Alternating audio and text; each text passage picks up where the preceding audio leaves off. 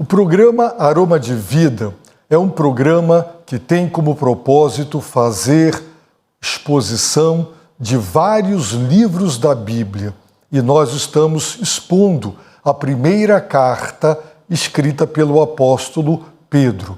E nós já consideramos quem foi o escritor: Pedro, apóstolo de Jesus Cristo.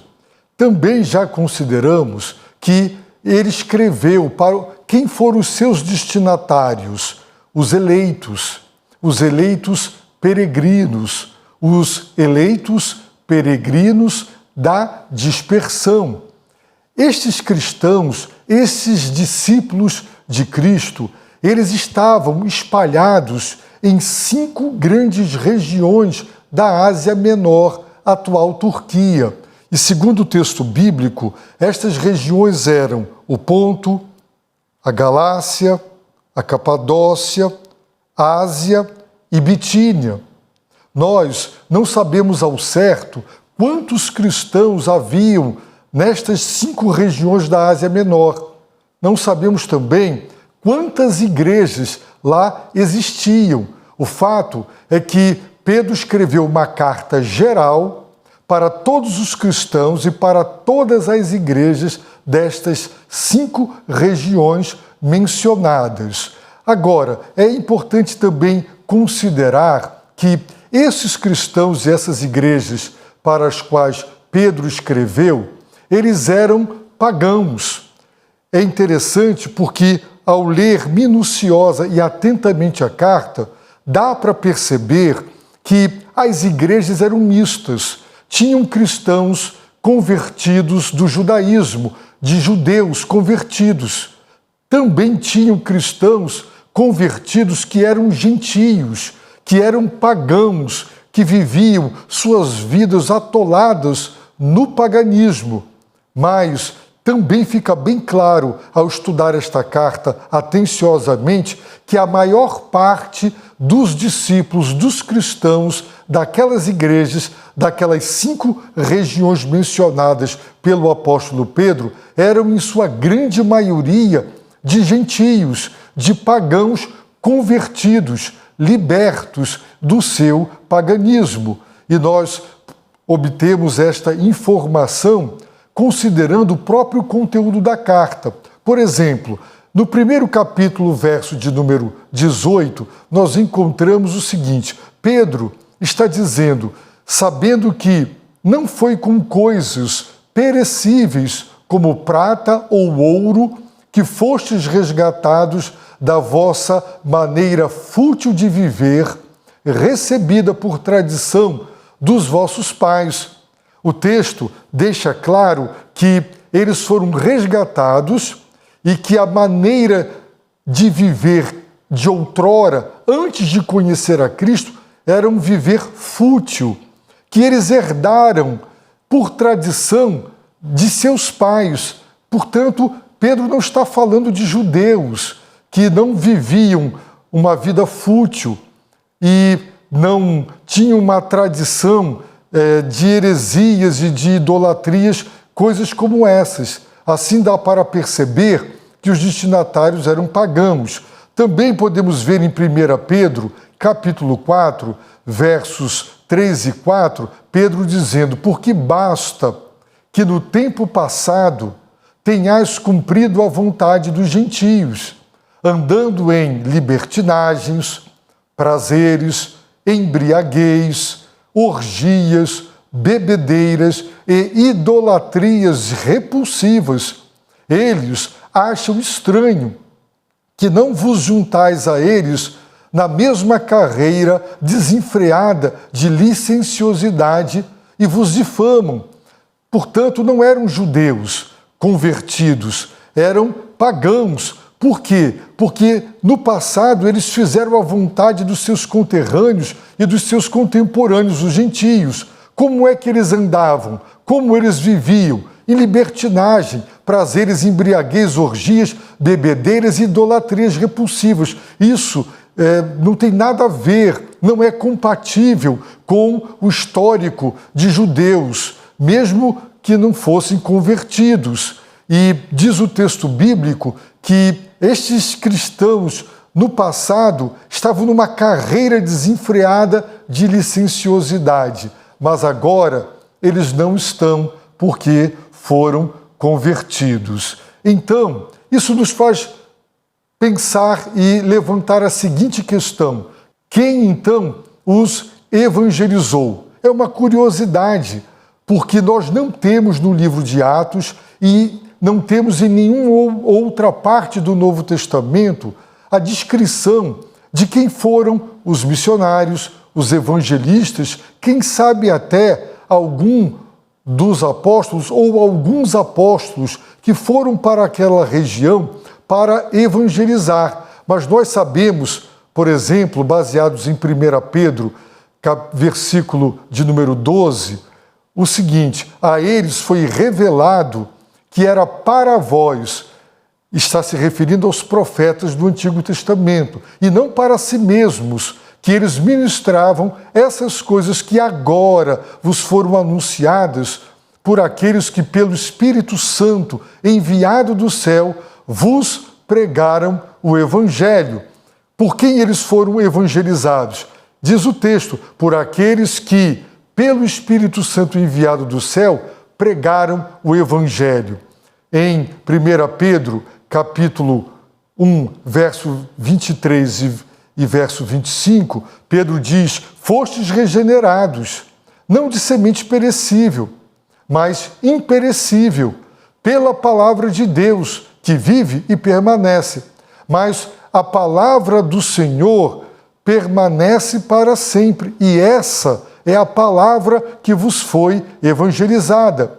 Portanto, eles foram evangelizados pela palavra de Deus, que tem essas duas características. Ela é viva e ela é permanente. A partir de Atos 2, de 7 a 11, nós somos informados que no dia de Pentecostes, quando Deus derramou o seu Espírito, quando Ele batizou a sua igreja no seu Espírito, que multidões se aglomeraram. E aquelas multidões oriundas de várias partes do mundo, de várias nações distintas, eles ficaram impressionados. Por quê? Porque eles ouviram a mensagem em suas próprias línguas, em seus próprios idiomas. O texto diz de Atos o seguinte: e perplexos e admirados, diziam uns aos outros: por acaso estes que estão falando não são todos galileus? Como então cada um de nós os ouve falar em nossa língua materna? Partos, medos, elamitas, habitantes da Mesopotâmia, da Judéia e da Capadócia, do Ponto e da Ásia, da Frígia, da Panfília, do Egito e das regiões da Líbia, próximas a Cirene, romanos aqui residentes, tanto judeus como convertidos ao judaísmo, cretenses e árabes, todos nós os ouvimos falar das grandezas de Deus em nossa própria língua. Observem aí no finalzinho do versículo de número 9, que naquela multidão que presenciou a primeira pregação e que ouviu em sua própria língua materna, tinham pessoas oriundas da Capadócia, do Ponto e da Ásia, as regiões para as quais Pedro escreveu. Quem sabe eles, convertidos, retornaram para as suas regiões e lá nas sinagogas eles pregaram, como era a estratégia de evangelização da igreja primitiva, e judeus se converteram e gentios, os tementes a Deus, também se converteram. O fato é que nós não temos a informação de quem os evangelizou, quem foram os missionários. Nós não temos a informação se um apóstolo ou mais de um apóstolo os evangelizou, mas eles ouviram o evangelho, a palavra de Deus, e eles foram salvos pela graça por meio da fé. Isso também tem para nós uma lição preciosa e fundamental sobre a soberania de Deus na evangelização. É Deus que soberanamente Ele decide quem vai pregar, onde vai pregar, quando vai pregar, como vai pregar. Lemos no texto de Atos dos Apóstolos, nós lemos que Paulo, Timóteo, Lucas e Silas, eles atravessaram a região frígio-gálata, mas foram impedidos pelo Espírito Santo de anunciar a palavra na Ásia. Quando chegaram perto da Mísia, tentavam ir para a Bitínia, mas o Espírito de Jesus não o permitiu. Observem que, àquela altura, a equipe missionária queria saber qual deveria ser a próxima região que deveriam evangelizar e queriam ir para a Bitínia, para essa região para a qual Pedro escreve, mas eles foram impedidos pelo Espírito Santo. Deus, em sua soberania, não quis que eles, Paulo, Silas, Timóteo e Lucas, evangelizassem. Poderíamos até ter a impressão de que aquelas regiões foram esquecidas, mas não foram. Deus providenciou missionários que evangelizaram aquelas regiões. Vidas foram salvas e várias igrejas foram plantadas. Portanto, o que é que fica claro para nós? Fica claro para nós que somente através da pregação do Evangelho de Jesus Cristo é que vidas são salvas e igrejas são plantadas. Por isso, o nosso dever hoje é guardar e preservar o Evangelho. Nós aprendemos com o apóstolo Paulo em 2 Timóteo 13:14, ele exortou Timóteo da seguinte maneira: Timóteo, preserva o modelo das sãs palavras que de mim ouviste, na fé e no amor que estão em Cristo Jesus. Guarda o bom tesouro com o auxílio do Espírito Santo que habita em nós. O dever de Timóteo era preservar o modelo das sãs palavras e também guardar o bom tesouro. Esse é o nosso dever. Por quê? Porque somente pelo Evangelho é que as pessoas serão salvas. Naqueles tempos e ao longo da história da igreja, nós sabemos que ocorreram vários desvios doutrinários, heresias, blasfêmias, distorções, alterações da palavra de Deus. E eles lutaram pelo Evangelho. Em nossos dias não é diferente. Nós estamos também enfrentando aqueles que hoje, para que o Evangelho se torne mais palatável, o Evangelho se torne mais receptivo e agradável, estão pregando que o Evangelho precisa ser revisto, sofrer alterações e adaptações para que a cultura moderna, as pessoas possam recebê-lo no coração. Mas isso é um grande e grave erro. E nós estamos vendo, baseados nesta carta e na palavra, a necessidade de guardar e preservar o Evangelho. Bem, nós também precisamos considerar, nesta parte introdutória da nossa exposição, o que motivou a carta. Por que Pedro escreveu essa carta? Quando nós estudamos com atenção o conteúdo da carta, nós aprendemos, lendo atenciosamente, que o sofrimento era uma característica comum a todos aqueles cristãos e a todas aquelas igrejas daquelas 5 regiões mencionadas pelo apóstolo Pedro. É muito interessante porque sofrimento é uma característica do cristianismo e do cristão. Os cristãos para os quais Pedro escreveu, eles estavam sofrendo. Por quê? Porque a cultura os rejeitou. Eles eram pagãos. Eles viviam vidas imorais. Eles viviam na idolatria. Eles haviam rompido com hábitos, costumes éticos, morais, considerados agora imorais. Eles romperam com a cultura, com as suas tradições, com as suas religiões.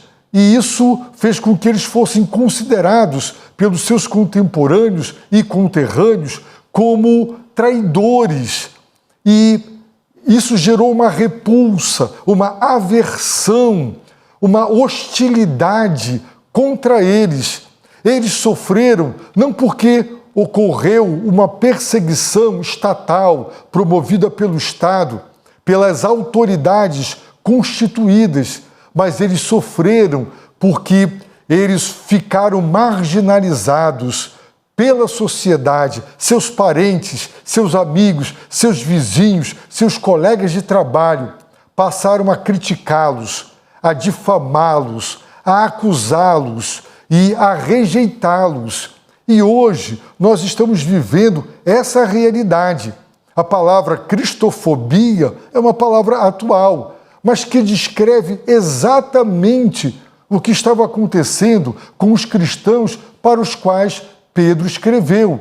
E Pedro escreveu para encorajá-los, para fortalecê-los a enfrentar toda aquela oposição, toda aquela rejeição da sociedade, todo o desprezo e o menosprezo. Por exemplo, nós lemos na primeira carta de Pedro, no capítulo 1, verso de número 12, Pedro dizendo: nisso exultais, ele está se referindo à salvação, ainda que agora sejais necessariamente afligidos por várias provações por um pouco de tempo. Essa expressão necessariamente indica que, de algum modo, era da vontade de Deus. Eles estavam sendo afligidos e as provações os afligiam. Lemos também em 1 Pedro, capítulo 2, verso 12, Pedro dizendo: seja correto o vosso procedimento entre os gentios, para que naquilo que falam mal de vós, como se fosseis praticantes do mal, ao observarem as vossas boas obras, glorifiquem a Deus no dia da visitação. Observem que a exortação tenham um procedimento correto, para que os gentios, os pagãos, eles que falam mal de vós, como se vocês fossem praticantes do mal. Eles não praticavam o mal, mas eles eram caluniados como malfeitores. E Pedro, portanto, encoraja, exorta e orientam como os cristãos deveriam agir e reagir diante das oposições e da hostilidade. Em 1 Pedro, capítulo 2, versos 18 e 19, Pedro diz assim para os escravos: servos, sujeitai-vos com todo o temor aos vossos senhores, não somente aos bons e gentis, mas também aos maus, pois digno de louvor é o fato de alguém suportar tristezas, sofrendo injustamente por causa da consciência para com Deus. Os escravos não deveriam se rebelar, mas por causa da sua consciência para com Deus, deveriam suportar tristeza. Deveriam suportar tristezas e sofrer injustamente por causa da sua fé em Jesus Cristo.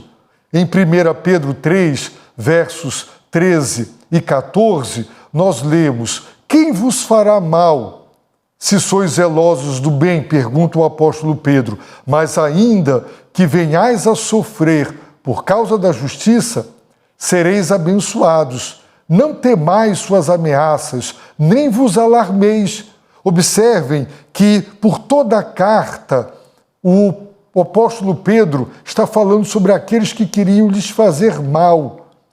E ele os exorta a sofrer por causa da justiça, a considerar que eles eram abençoados e não deveriam temer as ameaças nem ficar assustados e alarmados. Em 1 Pedro 3, 16 e 17, está escrito: mas fazei isso com mansidão e com temor, tendo boa consciência, para que os que caluniam o vosso bom procedimento em Cristo, fiquem envergonhados naquilo de que falam mal de vós.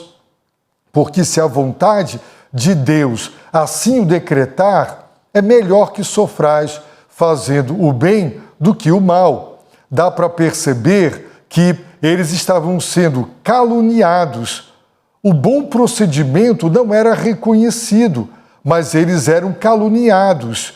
E eles poderiam envergonhar aqueles que falavam mal deles, se eles mantivessem uma conduta correta. E Pedro os encoraja dizendo: se Deus quer, se Deus decretou que vocês sofram por causa do bem, da fé, de Cristo, do Evangelho, então é melhor sofrer fazendo o bem do que o mal. Em 1 Pedro, capítulo 4, versos 12 e 16, nós encontramos Pedro dizendo assim: amados, não estranheis a provação que como fogo vos sobrevém, como se vos estivesse acontecendo alguma coisa estranha. Mas alegrai-vos por serdes participantes dos sofrimentos de Cristo, para que também vos alegreis e exulteis na revelação da sua glória. Se sois insultados por causa do nome de Cristo, sois abençoados, porque sobre vós repousa o Espírito da glória, o Espírito de Deus. Mas nenhum de vós sofra como homicida, ladrão, praticante do mal, ou como quem se intromete em negócios alheios. Mas se sofrer como cristão, não se envergonhe disso. Pelo contrário, glorifique a Deus com esse nome. Dá para perceber que o apóstolo exorta, falando que a provação não deveria ser considerada algo estranho para eles. Eles estavam sendo insultados e isso era uma evidência de que, de fato, eram convertidos. E Pedro os encoraja, os orienta sobre como deveriam sofrer e passar por tudo aquilo. Em 1 Pedro 5, versículos 9 e 10, o apóstolo Pedro então diz: resisti-lhe firmes na fé. Está falando do diabo. Os cristãos deveriam resistir, sabendo que os mesmos sofrimentos estão acontecendo entre vossos irmãos no mundo. Pedro percebe que por trás de toda aquela aversão, de toda aquela hostilidade, de toda daquela campanha de difamação e calúnia, estava Satanás por detrás daquelas pessoas. E ele então declara que o Deus de toda a graça, que em Cristo vos chamou à sua eterna glória, depois de haverdes sofrido um pouco, Ele mesmo vos haverá de reabilitar, confirmar, fortalecer e alicerçar. Assim, nós aprendemos que o que motivou Pedro a escrever foi o sofrimento produto da aversão da sociedade. E nós hoje estamos enfrentando a cristofobia, uma onda de crescimento, de aversão a Cristo e aos cristãos, aos valores cristãos e à fé cristã. Por isso, estudar esta carta será extremamente relevante para você e para cada um de nós. Acompanhe semanalmente as exposições bíblicas do programa Aroma de Vida.